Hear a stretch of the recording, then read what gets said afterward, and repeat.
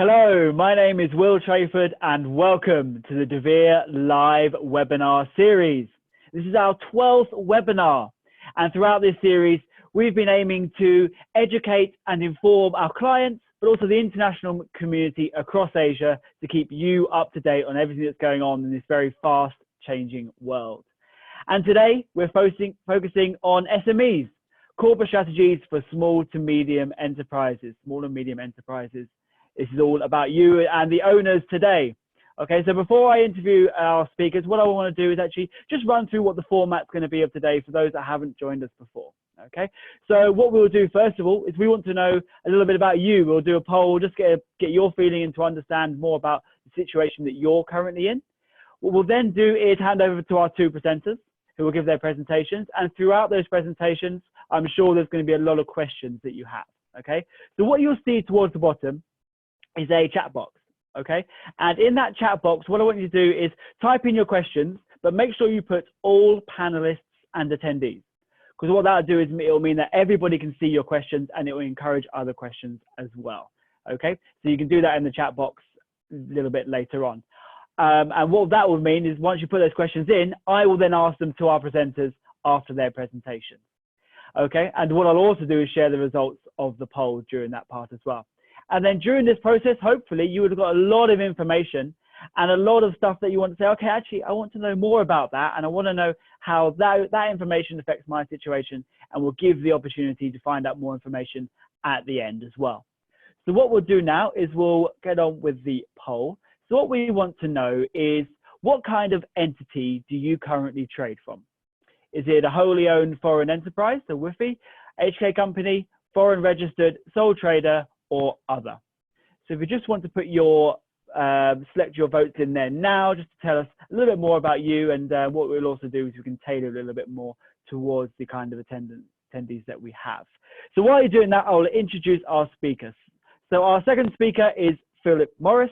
He is an advisor to CEOs and proprietors of SMEs, the author of philfinancial.com, and has 25 years of China-related business experience. And our first speaker is Sebastian Restrepo. Sebastian holds an MBA in engineering, is an advisor to Chinese wholly owned foreign enterprises. And he's also got 6 years of experience in international markets. And with that, Seb, I will hand over to you. All right. Thanks, Will, for that introduction. Welcome, everybody. So the first thing I wanted to address is a little bit about the background of the country where we are. So as many of you may know, our offices are in Shanghai. So we are addressing this presentation or the solutions that we're going to present are mostly for our, Chinese-based expats or business owners that live here. But that doesn't mean that it doesn't apply to any foreigner that is listening to us that is not really in China or is in another part of the world as well. And with that being said, let me give you a little bit of background of the opportunity that there are right now in China and the past few years, basically the past 20 years, how China has positioned themselves as one of the largest economies in the world. So as you can see in the graph, and I know if some of you are watching this in a phone, I'll try to explain a little bit quickly what the graph says. And it basically says, or it looks like, how China has basically expanded his exports to the rest of the world in the last 20 years, and how it has increased dramatically the amount of exports that they do to other countries. Being on the top 5 are, obviously China also is kind of the dominant in East Asia. So China, Hong Kong, China, Vietnam, China, South Korea, and China, Japan will be the biggest allies for export in this region. But that also means that a lot of Chinese owners, of Chinese company owners, set up companies in these countries to take advantage of the close to China, and also to take advantages of the, for example, in Vietnam, how they can produce a little bit cheaper stuff that China cannot. But the major thing in this is to notice that China and US are the biggest countries or the largest economies in the world. And you can see that in the next graph. And again, bear in mind that if you are seeing this in a phone, I'll try to explain a little bit. United States is the first, let's say by GDP, country in the world, economy in the world by not that much far from China, closing down very fast. And the projections is that China by 2030 will become the largest economy in the world. So with that being said, I'm gonna just pass on to usually the type of clients that I advise, the type of clients that come to me, and the type of profiles that I see on clients. So I like to call these kind of clients the accidental international traders. So who is these people? Well, these kind of clients are basically clients that are coming here to China to, let's say, study, do a master, do a degree on any subject, and they see opportunities because of the massive capacity of China to produce goods, and they see opportunities because maybe back home they have some contacts and they can actually expand on let's say Amazon FBA or eBay, and they can start kind of the small businesses start like that, and then they can start growing and growing and growing and become well, a company per se.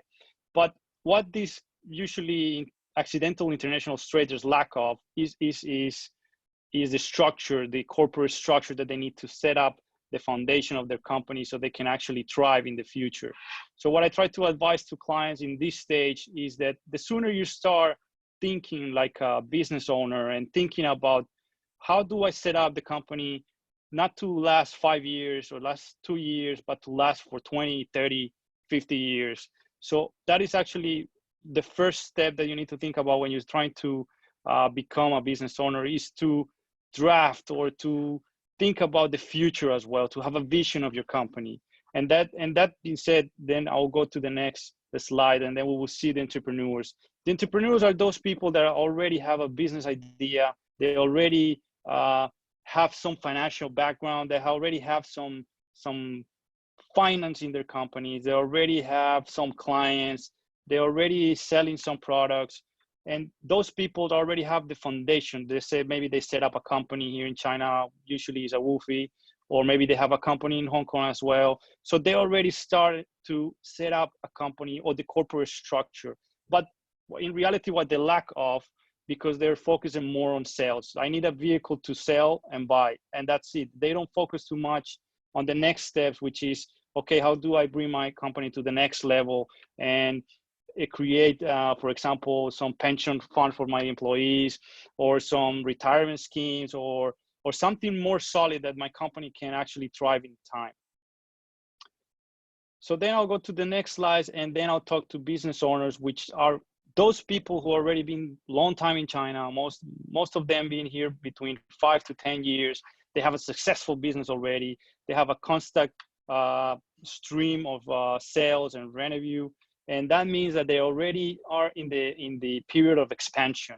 Expansion means they want to penetrate more markets, they want to grow the company, but they want to do it in a way that they don't actually face some problems like bankruptcy, or they go too fast into expansion and then they don't know how to do it, or they lack from some structure as well. Like, for example, which I'm going to talk later on, is about the challenges that they're going to face.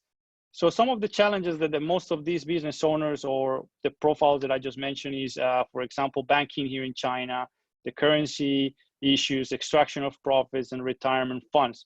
But I'm going to let Phil to expand more on these 4 items, and then I'll go back to you again.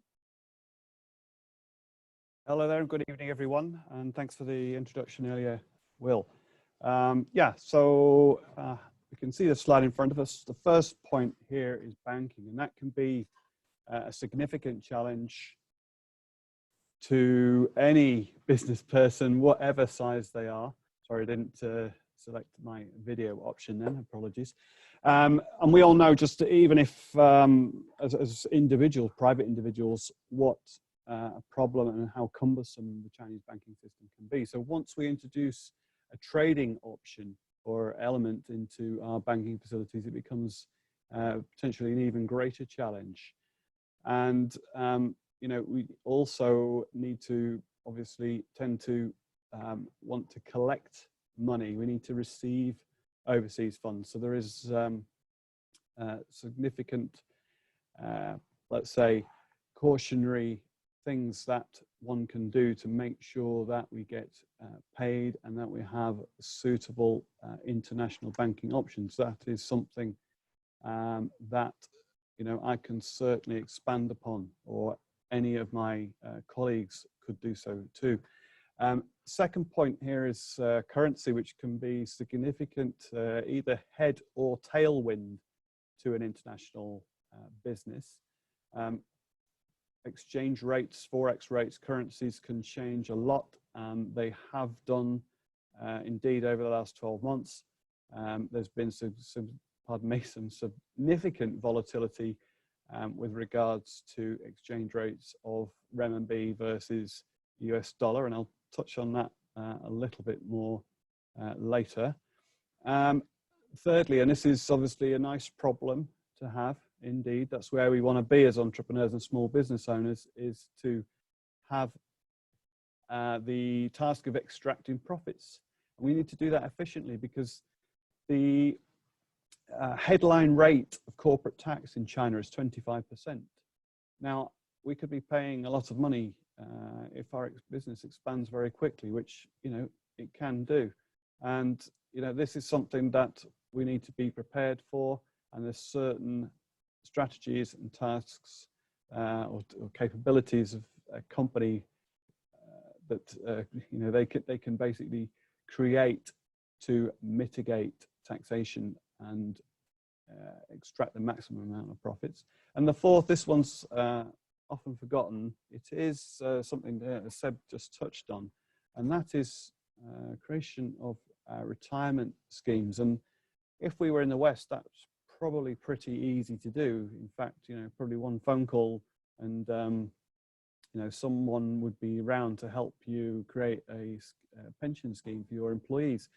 And this is aside from the Chinese social system that you know, is a government-run scheme. If you want to gain and retain top talent, albeit you know, fellow expats, then you know, this is something that you seriously need to look at. And on the next slide, I think we can see that there are a number of possible future challenges. And the one we've highlighted at the beginning, and this is obviously a massive subject at the moment, and prior to coronavirus, it was making the headlines every day and under the guise of trade wars. Deglobalization is something which emulates the rhetoric of President Trump, and that is to perhaps stop being so reliant on China as a production base. It means that you know, China may suffer a decline because companies have looked upon this this instance and this situation we are in right now and said, you know, we can't be wholly dependent on one country for our raw materials. We need to perhaps spread that around. We need to take this opportunity perhaps to look for lower cost bases. But, you know, there's a sort of undercurrent now of also sort of federalization, if you like, or companies bringing manufacturing home. And this is something Donald Trump is banging the table about. People like Intel are being, you know, strong-armed into bringing wafer fabrication manufacturing back to American soil. Same with people like Taiwan Semiconductor Corp, a huge major supplier of chips to people like Apple and Sony, all the brands that you know and love and probably maybe even have in your hand right now. They're getting encouraged to, you know, stop sort of having a very wide production base, but also people are now questioning, you know, as I say, the distance it takes to get goods and the reliance on a very sort of smooth transportation infrastructure, which quite frankly at the moment, you know, has been disrupted significantly. And secondly here, Seb, you're going to expand on that one a little bit. USD there.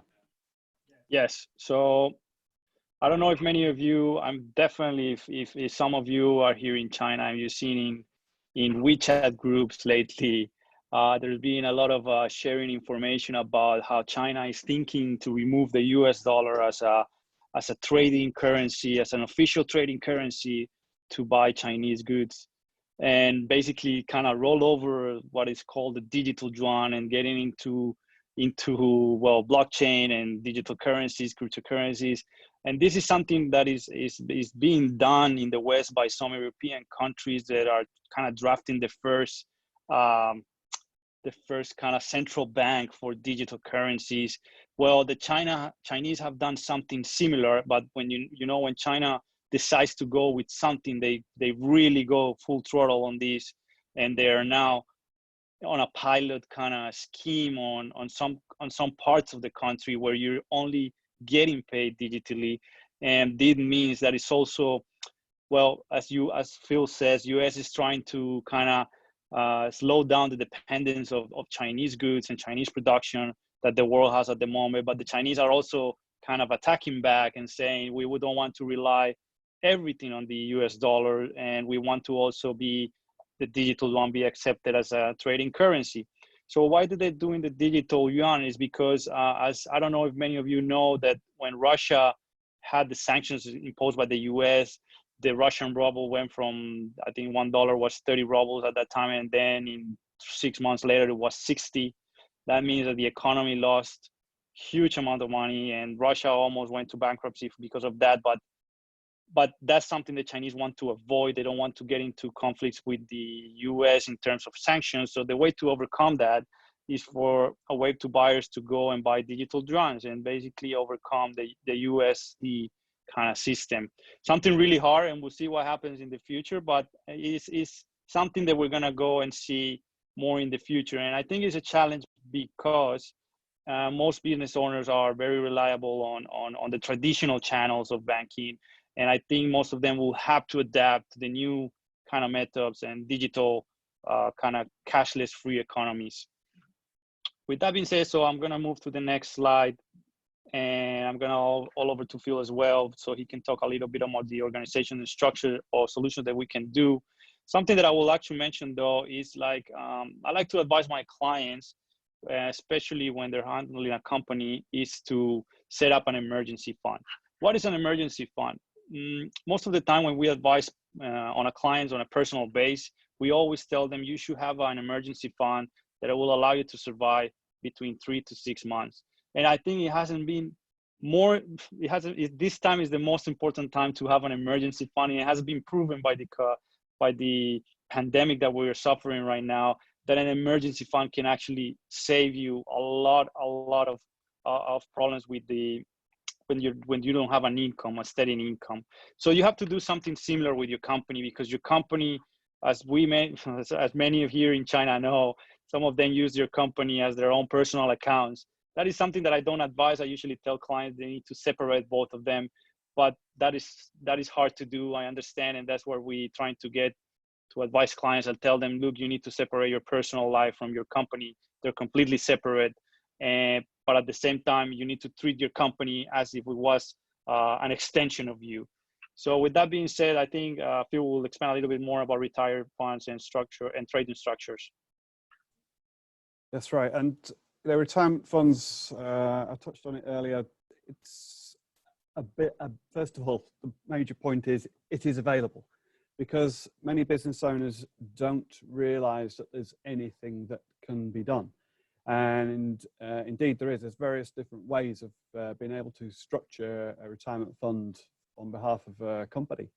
So, that might be as simple as setting up an investment account in the company's name that can basically store the contributions that you wish to make on behalf of the company, and potentially members also wishing to, put aside a portion of their salary and get it invested, get some return on it, beat inflation. Better than putting it in the banks. We could be staring in the face of negative interest rates very, very soon, inside 2020. So holding money and storing cash in the bank is no good.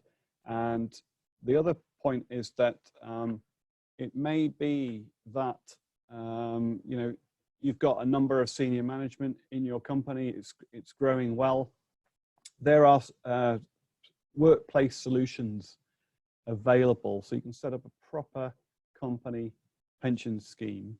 That is unheard of previously. There was very little available. We are now seeing some of our quality providers rolling out this type of solution. So, you know, bear that in mind. Also, you know, this is the hot one, trading structure. So, you know, what's been done for a long, long time is that we open a Chinese company, a WOFE, and that will have a Hong Kong parent company. Some people may just have a Hong Kong company, but the Chinese company allows some additional advantages, including the reclamation of export tax, which can contribute significantly to a positive margin. But the thing now about Hong Kong parent companies is that historically a director would be able to extract those profits at 0% because the money or the profits were made offshore. Now, this was all quite lax for a number of years, but now clients are telling us their corporate bank accounts are being frozen. They are inundated with question upon question, examining every transaction, questioning the legitimacy of you know, the detail, forensically analyzing bank accounts, and plus, you know, if you are a smaller business and you've thought about opening a Hong Kong company, please do not, and this is a major takeaway today, just go online and find the cheapest solution that you can. It is a massive mistake. If you're serious and you're going to build a successful business, what you need to do is to gain a referral to a really high quality accountancy firm and use them to file an offshore claim on your behalf. This is not simply a bit of paper that you can download from the internet.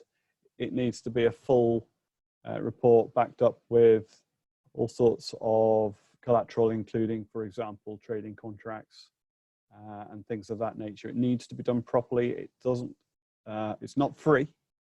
Absolutely it's not, but it can pay for itself very quickly. And if you do not do this, trust me, you know, you will be asked for tax. And as I mentioned, you know, China headline corporation tax is 25%. And, you know, you need, and by the way, as well, if that Hong Kong company is deemed to be controlled or effectively managed by someone residing in China, Chinese tax authority also want to hear about it. And, you know, the way things are moving, which is quite rapidly now with the major shift in the China taxation system as of January 2019. And, you know, these things are happening. And again, my main point here is to get organized early before it's too late. Do not make the mistake, Seb mentioned, of intertwining your personal and company funds. Again, I'm talking to companies of potentially various different sizes here, but we see this a lot with entrepreneurs who keep their funds maybe, you know, very, very close and do not have the discipline in place and structure in place to keep those separate, and it will be a whole huge headache in the future if you do not. And yeah, this is the favorite one for all you entrepreneurs because it means you've done a good job. Not only have you shipped the goods and dealt with the Chinese factories, not only has it successfully landed in your marketplace of choice, in your client's warehouse, etc., it's been sold, and you got the money off your client. So, you know, give yourself a pat on the head. What you don't want to do then is be absolutely clobbered by tax, right? So, you know, the things that I've mentioned can be significant savers in terms of tax, because don't think that you know, are going to get away with nothing, because you know, again, things like the common reporting standards means that ultimate beneficiaries or holders of bank accounts, directors whose names are on bank accounts, you know, all that information is now being exchanged between countries. Foreign passport holders with accounts in the jurisdiction, for instance, like Hong Kong, you know, are getting reported back to where they reside and where they're tax resident. So, you know, very, very important now to get organized, get structured. And one of the ways you might want to do that as well is making sure that you have an offshore bank rather than you may have got so far and just be using a Chinese bank account still, you know. And if you're a Hong Kong company, maybe you've got a Hong Kong company account, maybe not. But you know, there are other options too, and things that you know, Seb and I could introduce you to, and indeed the consultants who invited you onto this webinar today. And the other thing is, you know, what's the point of keeping huge amounts of cash in the bank? Now, I know being an entrepreneur is about being all in and potentially about reinvesting everything back in to grow your business. Absolutely, I agree with that. But, you know, if you start to achieve success and you start to accumulate large volumes of cash above and beyond an emergency fund, and you need to start thinking about investing it. And there are things that can be done.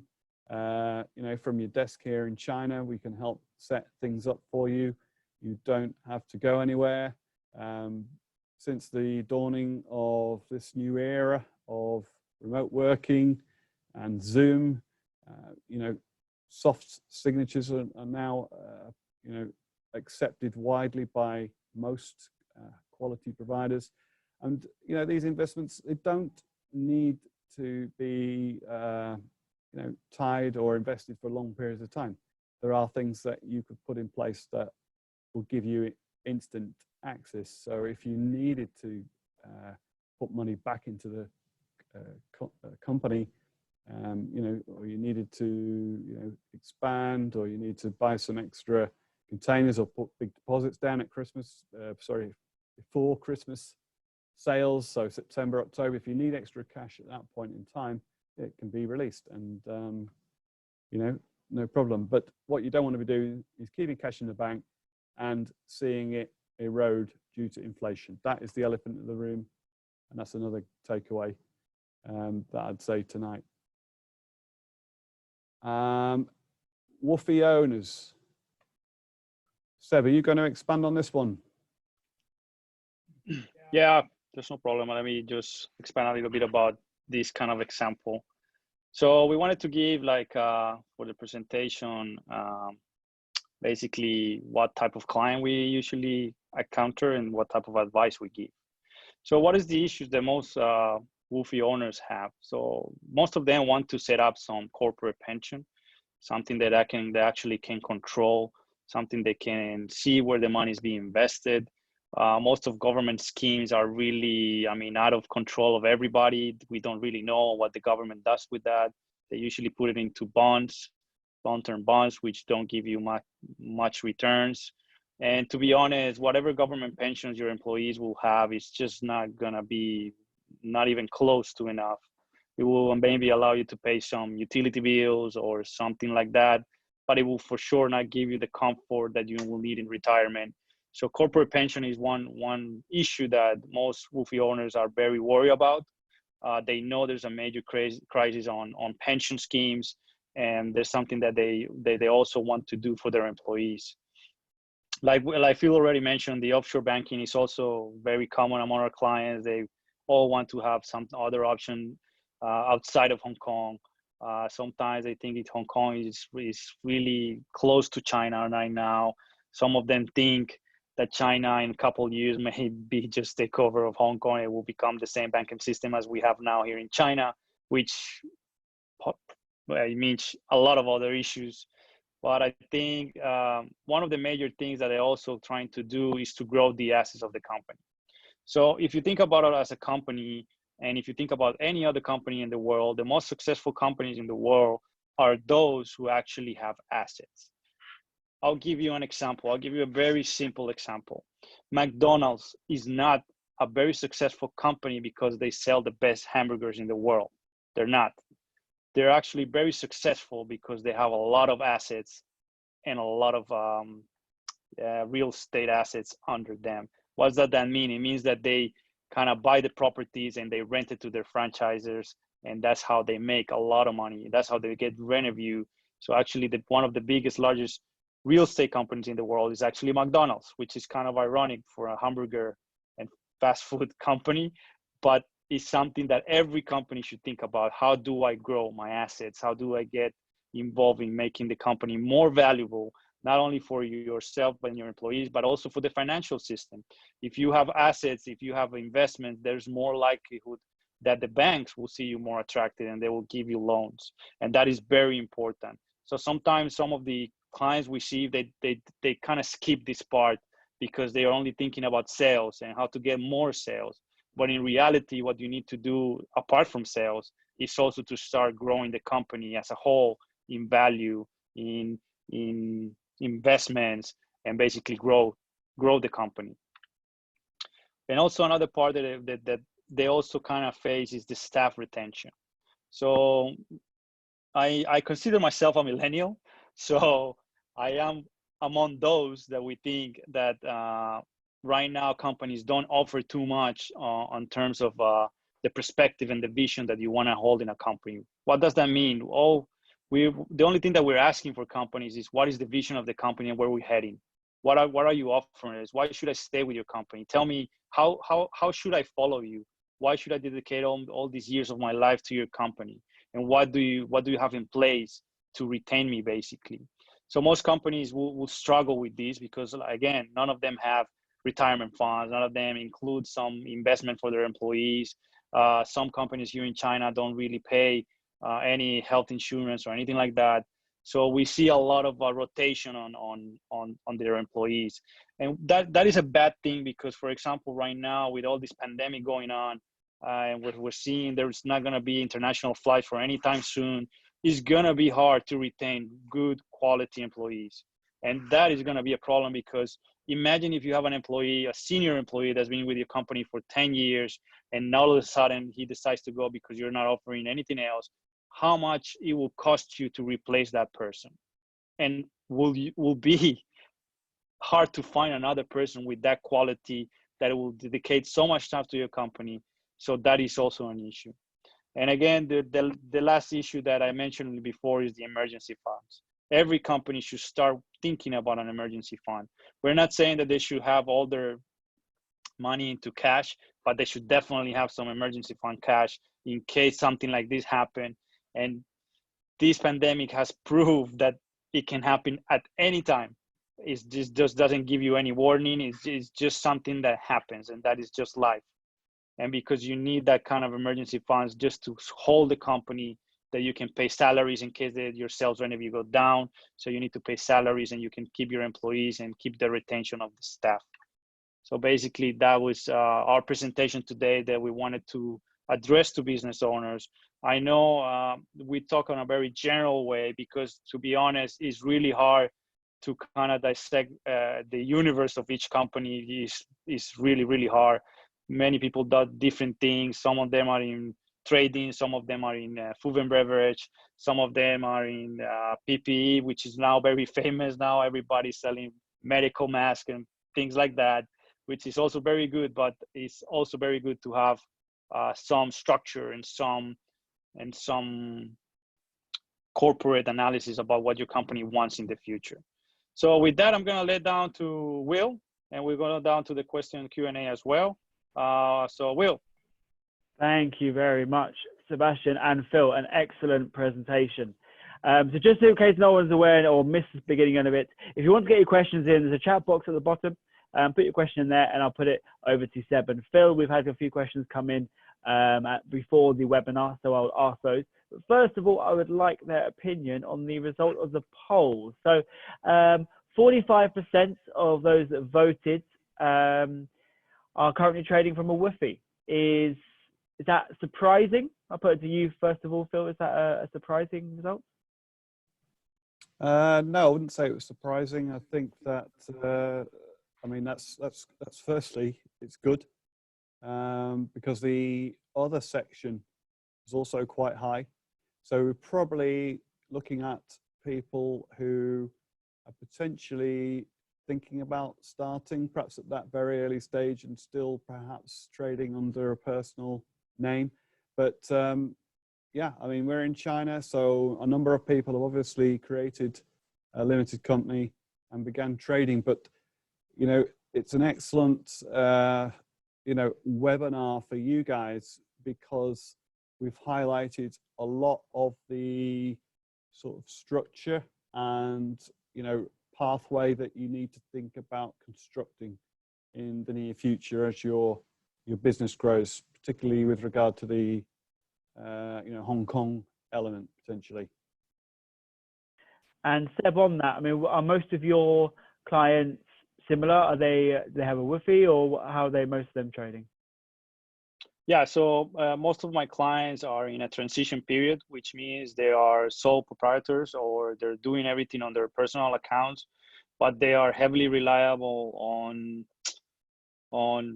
some friends in China, that will say local Chinese friends, that will help them kind of sort out the expectation of the profits, which can be difficult because after 2019, the tax law implications that China changed, those Chinese nationals will also be impacted by those kind of, if you start receiving money to your personal account, the government is just going to start saying, what is this? Where does it come from? Why are you getting so much money? So if you're getting that much money, then you need to pay tax on that money.